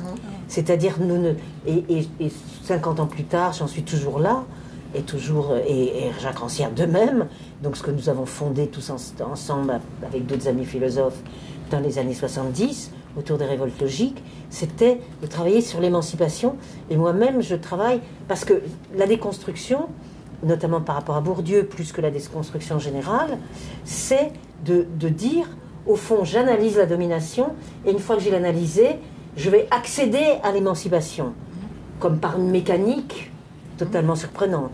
Mais si on prend les discours de l'émancipation, ce qu'on découvre, et quand j'ai travaillé mon premier article sur les femmes de la Révolution de 1848, c'est ça qu'on voit, c'est que dans le discours de l'émancipation, il y a de la contradiction.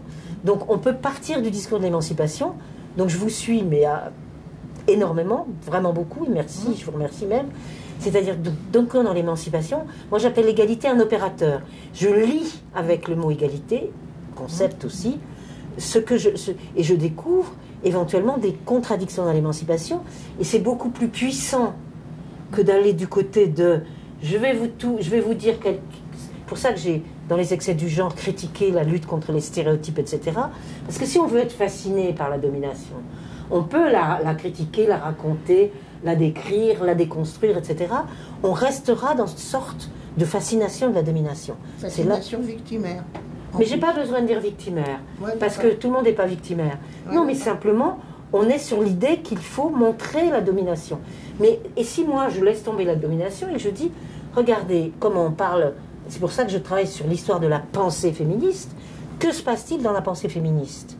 Pourquoi, par exemple, puisque vous citiez Poulain de la Barre, fin 17e, livre passionnant et qui est maintenant poche folio, quand Michel Serres a fait le corpus des œuvres de philosophie de langue française qu'il a commencé au début des années 80, le premier livre, c'est Poulain de la Barre.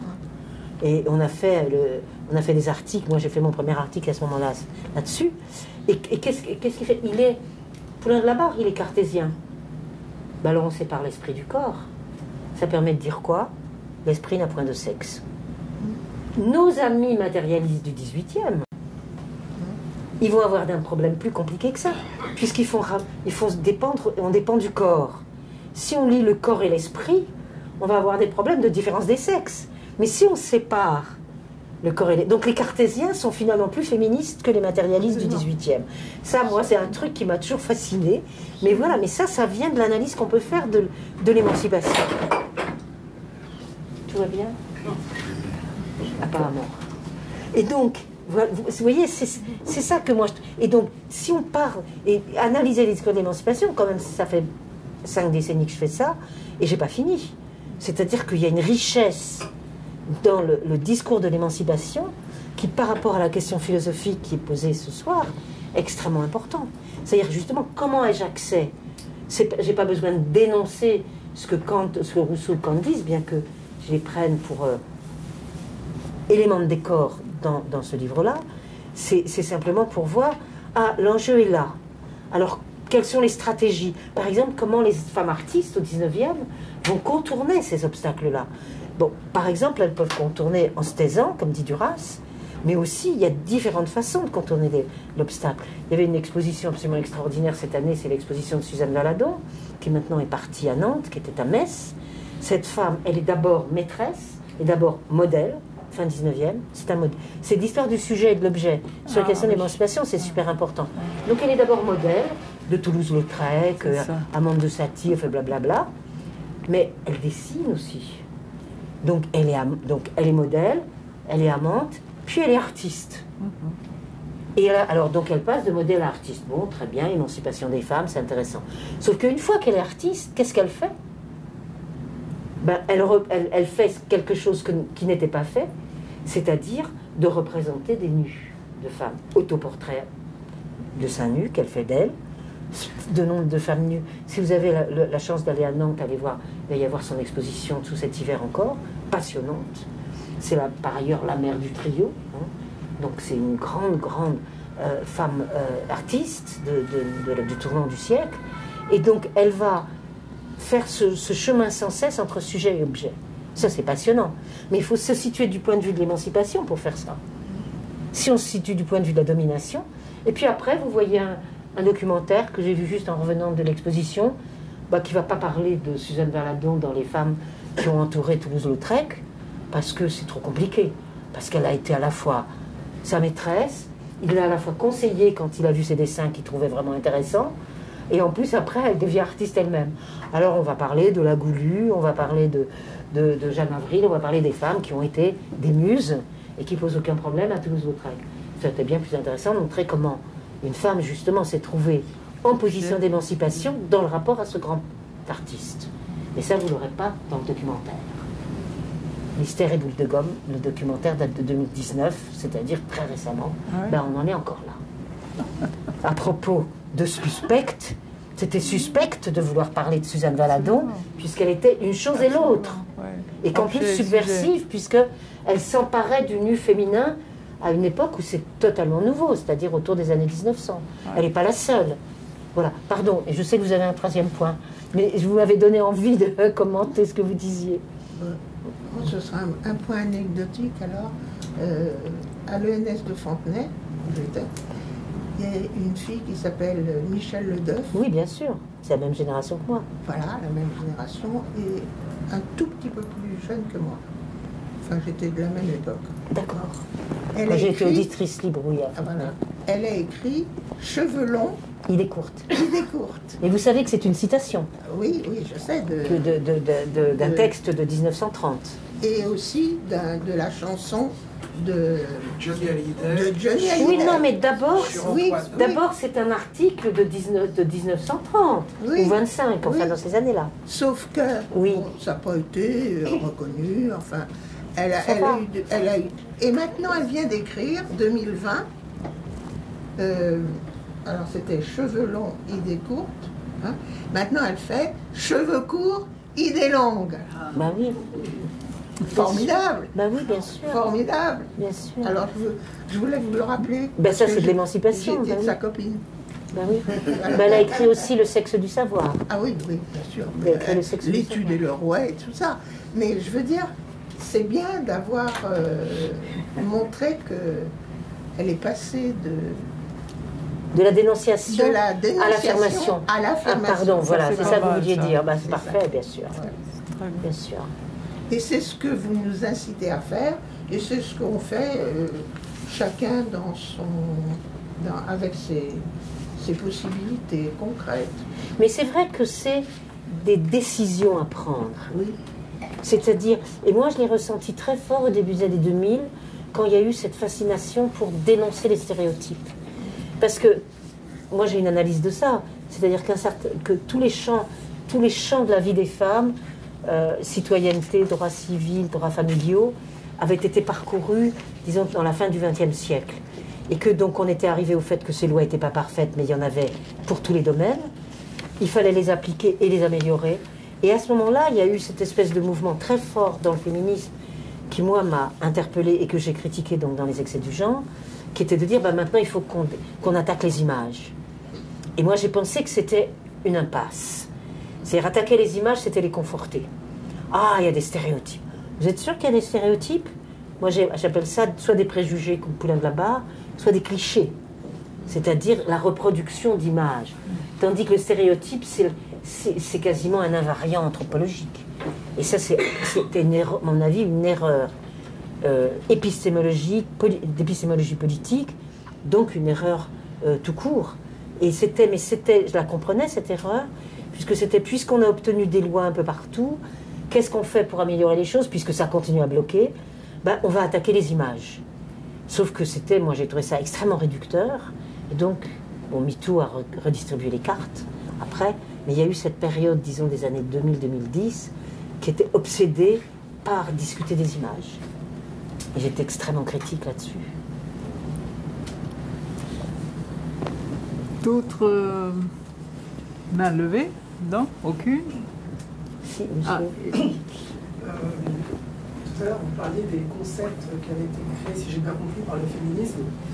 Et moi, celui qui m'a peut-être le plus impressionné, c'est celui de Silvia Federici, qui est une féministe italienne, qui s'est frottée avec peut-être l'un des plus grands penseurs du siècle précédent, qui est Karl Marx, qui a critiqué en fait sa théorie, sa fameuse théorie, vous savez, de la force de travail, en montrant que il y avait une force qui était plus importante encore que la force de travail, et elle a créé un concept qui s'appelle la force de reproduction de la force de travail, en expliquant que justement, ça montre quelque part que l'économie, qui est souvent un champ qui est extrêmement masculin, il y a peu de, enfin, dans l'histoire de l'économie, les femmes ont un peu été, je dirais, je ne pourrais même pas en citer d'ailleurs. Et comment? Oui, non, mais je parle à la période classique. Oui, avant. Oui. Voilà. Et là, ça montre vraiment l'apport justement de Silvia Federici, qui montre un angle totalement mort dans l'histoire de l'économie, qui est cette question de la force de reproduction, du travail ménager, etc. Et d'où son idée, justement, vous savez, de mettre en place un revenu ménager pour justement... Oui, mais ça, c'est une vieille histoire chez les féministes italiennes. Oui, puisque dans les années 70, oui, il y a eu tout un courant des féministes italiennes qui voulaient le salaire ménager, et tout le monde n'était pas d'accord avec ça. Oui, tout à fait, oui. Il y a eu là, il y a eu vraiment de la contradiction. Tout à fait. Et je pensais également à un concept plus récent, c'est l'intersectionnalité, vous savez. Oui. Alors là, c'est pareil, c'est une femme noire, américaine, et, qui a, à travers son vécu, un peu comme... qui a vu un angle mort à travers, vous savez, le concept de... Oui, mais par exemple, et ça va rebondir sur la discussion qu'on vient d'avoir précédemment, moi, sur l'intersectionnalité, je vais vous dire comment je la... Parce que il se trouve que, rappelez-vous Angela Davis, début des années 70, classe, race, sexe, donc elle met déjà ensemble les différentes dimensions d'oppression, d'exploitation, de domination, c'est une chose. À notre petit niveau, à nous, en créant la revue Les Révoltes Logiques avec Rancière et d'autres amis, notre texte fondateur, c'était Pensée des prolétaires, Pensée féministe, c'est moi qui avais rédigé cette partie, et Pensée des exilés, c'était notre ami catalan Jean Borrell, décédé malheureusement depuis longtemps, qui l'avait formulé. Donc nous formulions déjà des choses ensemble. Ça va me permettre de vous dire que c'est une histoire ancienne pour nous, enfin je dis nous et pas seulement moi, mais par rapport à ce concept d'intersectionnalité, deux choses qui rejoignent la question domination-émancipation. Si vous êtes du point de vue de la domination, vous allez pouvoir articuler ensemble les choses très facilement. Cette personne est exploitée ou dominée ou en but au sexisme parce qu'elle est à la fois noire, prolétaire, etc. Mais ça, c'est la domination, l'intersectionnalité, c'est-à-dire le croisement entre les dominations est très facile à construire et à montrer. Et c'est bien de le montrer. Mais si vous vous situez du point de vue de l'émancipation, là, ça va se compliquer sérieusement. Parce que, est-ce que vous croyez qu'il va y avoir construction des différentes oppressions pour créer une stratégie de révolution, d'émancipation, de réforme, tout ce que vous voulez? Bien non. Ma propre génération, on a été formé à quoi, puisque vous parlez du marxisme? Au marxisme avec la fameuse contradiction secondaire.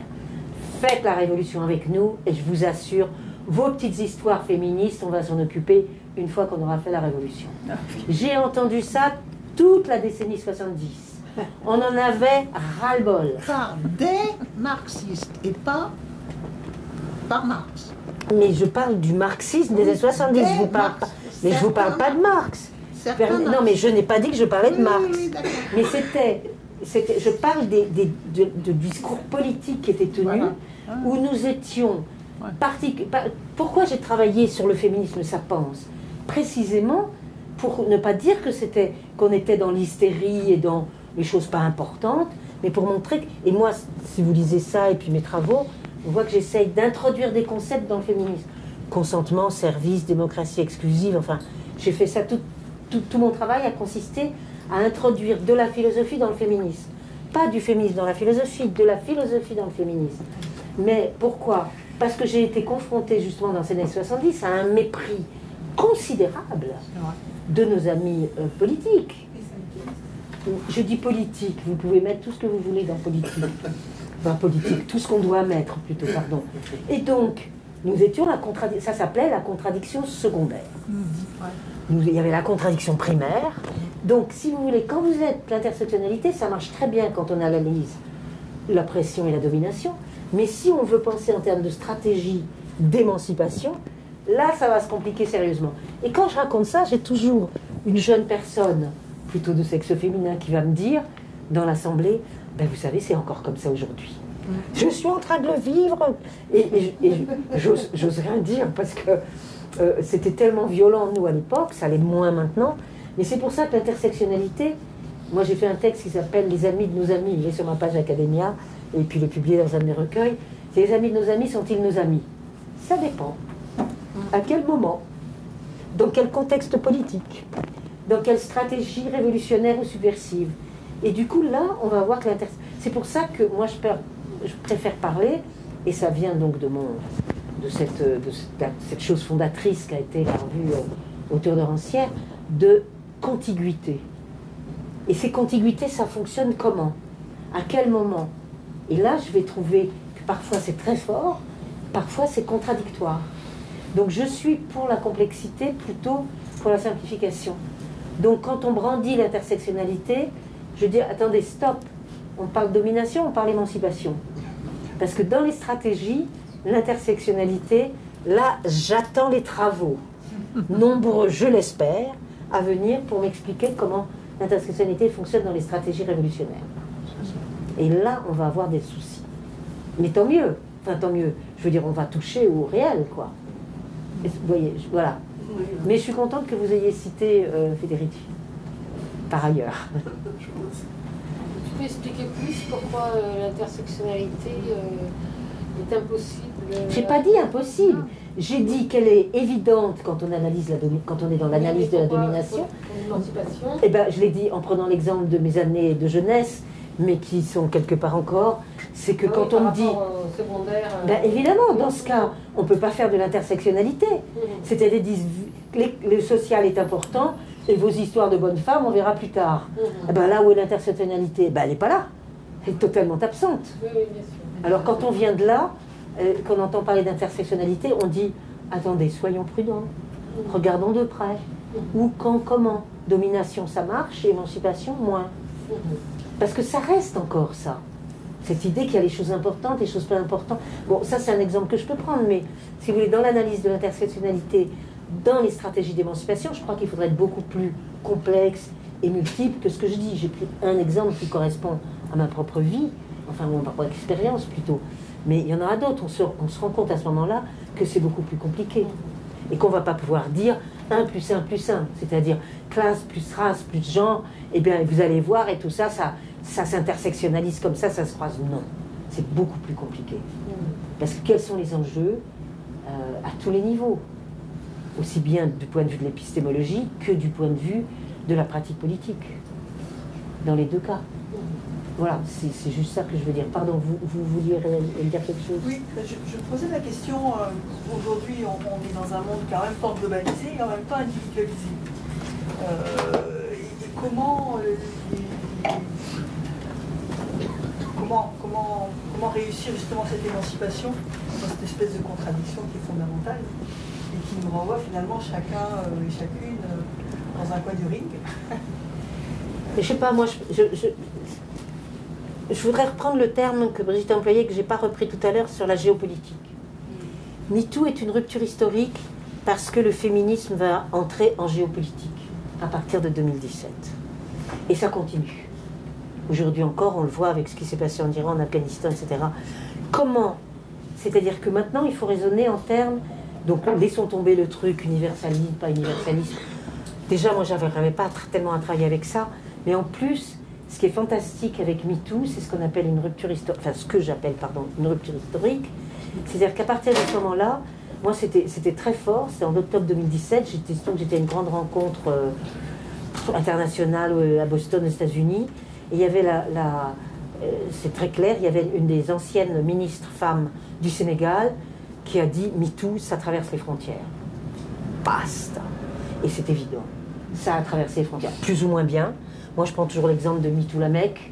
Ah bon, il y a MeToo la Mecque. Ouais. Donc, laissons tomber. On rentre en géopolitique.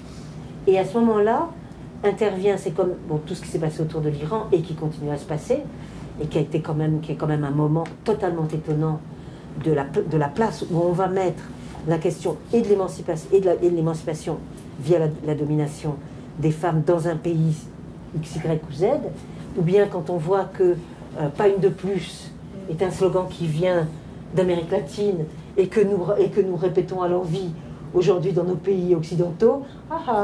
C'est l'Amérique latine qui nous envoie un slogan. Bonne idée. Pas une de plus. Nous, namenos, je ne sais pas très bien le dire. Donc ce croisement qui est en train de se faire, alors je vais très très vite, aussi bien comme on voit comment...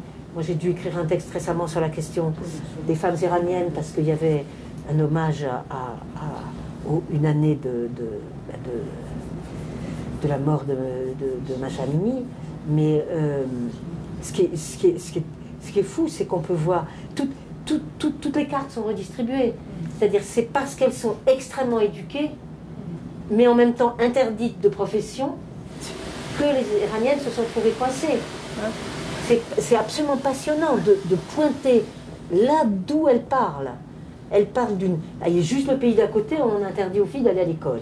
Eh bien, c'est l'Afghanistan. Et elles vont à l'école jusqu'à l'enseignement supérieur, mais pas de débouché professionnel. Ça crée une situation explosive. Donc, on a des choses qui se passent comme ça, qui traversent les frontières. Et c'est pour ça que l'idée de géopolitique est très intéressante. Parce qu'on n'a plus à se demander qui a raison et qui a tort, mais par où ça émerge, ça surgit de manière formulée comme question. C'est comme quand les Argentines disent « pas une de plus ».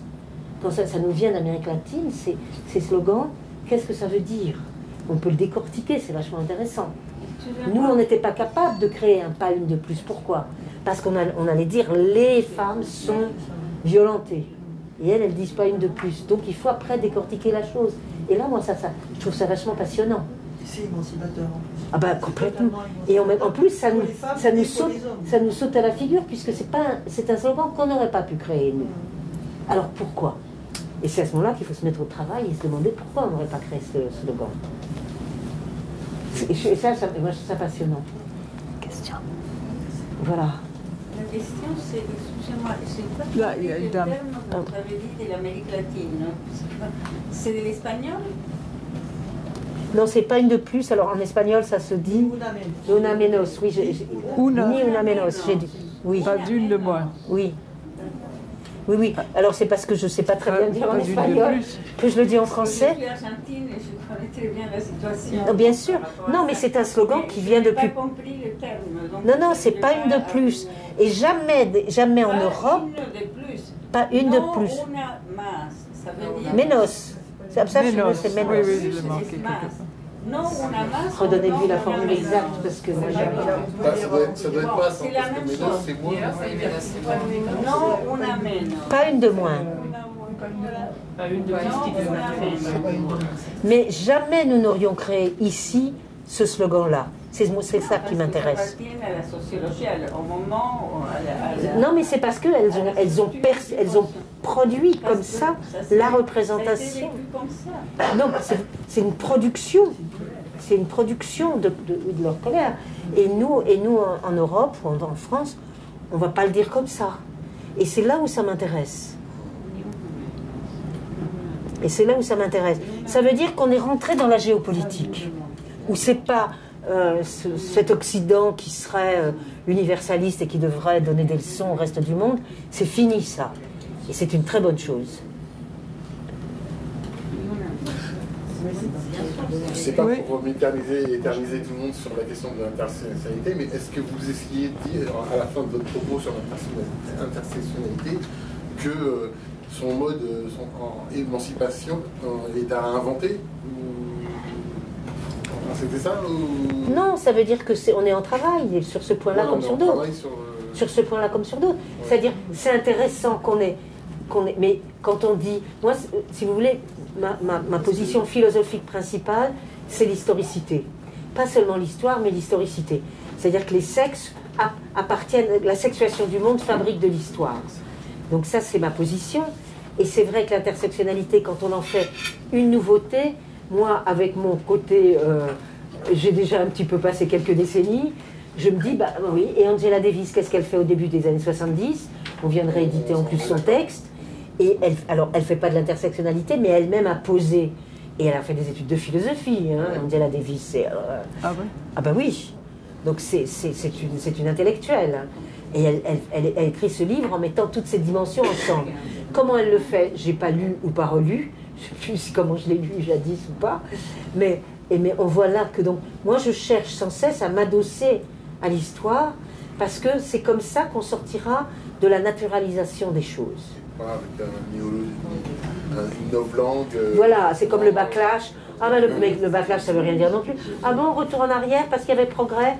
Non, c'est pas comme ça. Est-ce qu'il y avait progrès ? Non. Il y a réversibilité, j'ai l'habitude de dire, des droits. C'est-à-dire qu'ils peuvent être réversibles, ils ne sont pas définitifs, mais je ne vais pas dire il y a retour en arrière, backlash. C'est une très mauvaise expression, à mon avis, parce que c'est anhistorique. C'est juste mécanique. C'est comme les vagues. Mais si on fait de la mécanique, on sort de l'histoire. Or, ma position philosophique, c'est que c'est dans l'historicité qu'on est le plus subversif. En fait, ça, c'est, si je peux me permettre, mon hypothèse et ma position philosophique. Mais là, vous avez remise en question de la réversibilité. Moi, j'ai une question par rapport à la persistance des inégalités sociales et salariales entre hommes et femmes. Alors qu'il y a, de toute façon, aucune justification. Jamais il y a la domination masculine, c'est la justification, c'est le pouvoir. C'est comme si c'était intouchable ou alors moi, chose qu'il faut accepter comme ça. Moi, je vais aggraver votre cas. Comment ça ? Regardez, la parité. Moi, je n'ai pas vu mes origines, comme vous l'avez compris, plutôt 68 ardes, etc. Quand arrivait la question de la parité, ce n'était pas ma tasse de thé. J'avais écrit Muse de la raison avec la démocratie exclusive, mais on venait me chercher à cause de ça. Et j'en avais marre qu'on discute avec médias permanents sur est-ce que ça va, s'il y a plus de femmes en politique, est-ce que ça va changer la politique ? Moi, je disais, ça c'est une question stupide. Et j'avais inversé une formule kantienne, là aussi je me sers, moi, chez les philosophes, en disant que c'était vrai en pratique, la parité, mais faux en théorie. Bon, 20 ans plus tard, on voit bien que c'est pas l'arrivée des femmes au pouvoir qui change la politique. Bon, donc c'est bien vrai en pratique, il faut que les femmes accèdent au pouvoir, mais faut en théorie, ça ne changera pas la politique. Exit le débat des années 90, mais comme je me suis fait mal voir à l'époque, je ne vous dis pas. Ça, c'est sûr. Mais maintenant, prenons ça. Qu'est-ce qu'on fait avec ça? Par rapport à votre question. On a... Regardez. C'est une femme qui vient d'arriver à la tête du plus grand syndicat allemand ces jours-ci, hier ou avant-hier.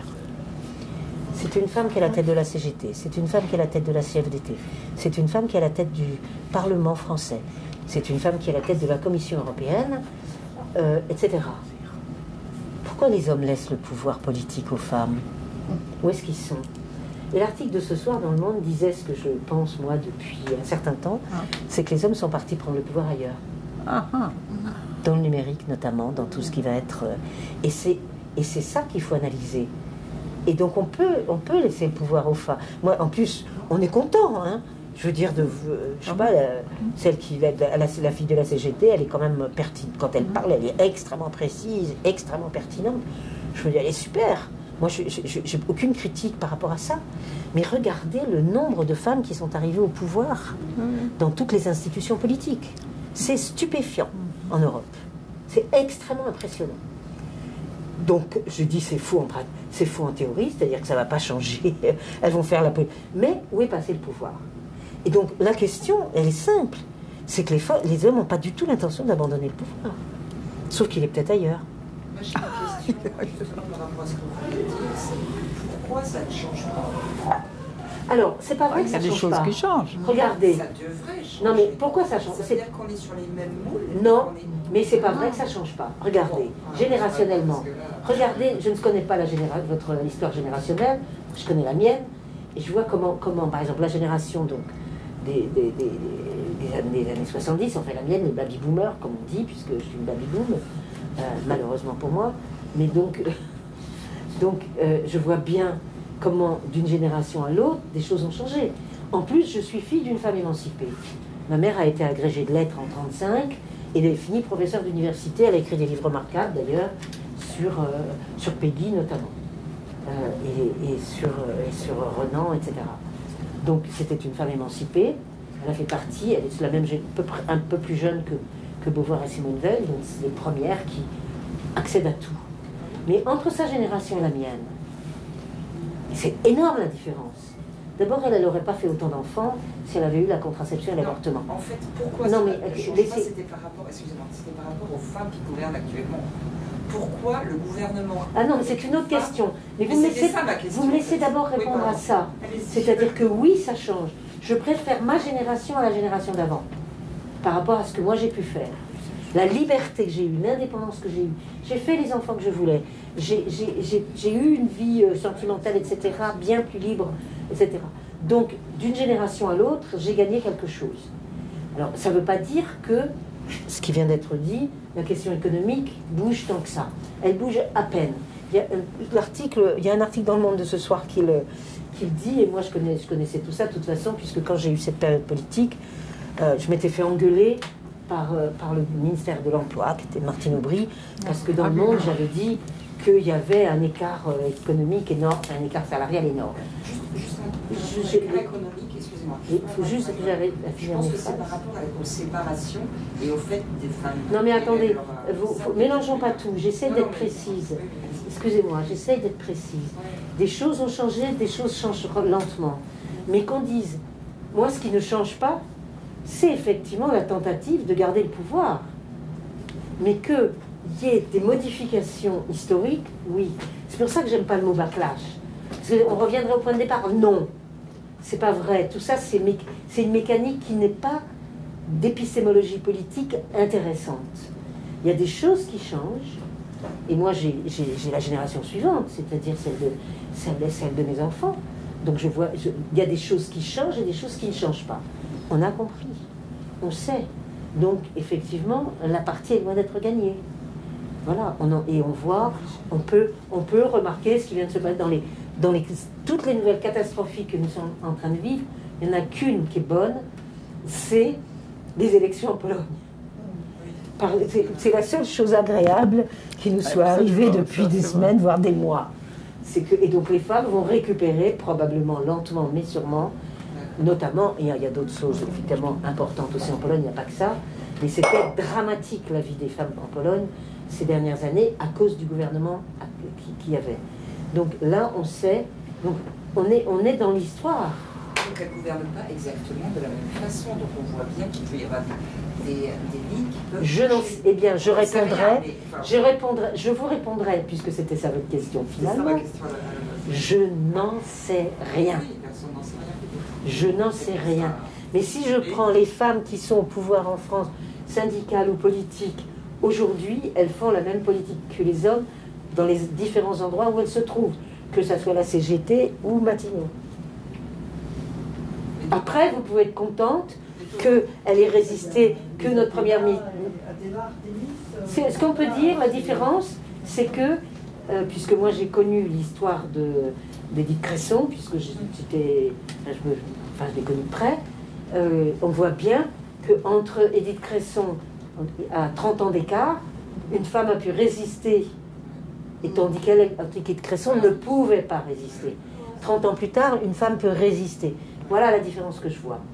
Je ne vois pas une différence de contenu politique, je vois juste qu'elle a réussi à résister, et on a vu qu'on a essayé de l'empêcher, et je ne porte aucun jugement par ailleurs positif ou négatif, c'est ce qu'elle fait. Je vois juste qu'en 30 ans d'écart, on voit la différence. Édith Cresson, elle était bousillée dès le départ. Donc il y a quelque chose à changer en 30 ans. Voilà, c'est tout. C'est tout ce que j'arriverai à dire à votre question. C'est pas beaucoup. Non, mais ça on ne peut pas porter des jugements définitifs, donner des... C'est ça l'historicité. C'est ça l'historicité. Enfin, je ne sais pas si j'ai raison, non, ça. Bon, je vois que les gens sont pressés. Oui, il faut s'en aller, ça suffit tout ça. 2 heures, voilà. Merci. On est à la fin et je crois qu'il faut applaudir. Bon, elle est contente, Brigitte? Ah oui, très bien.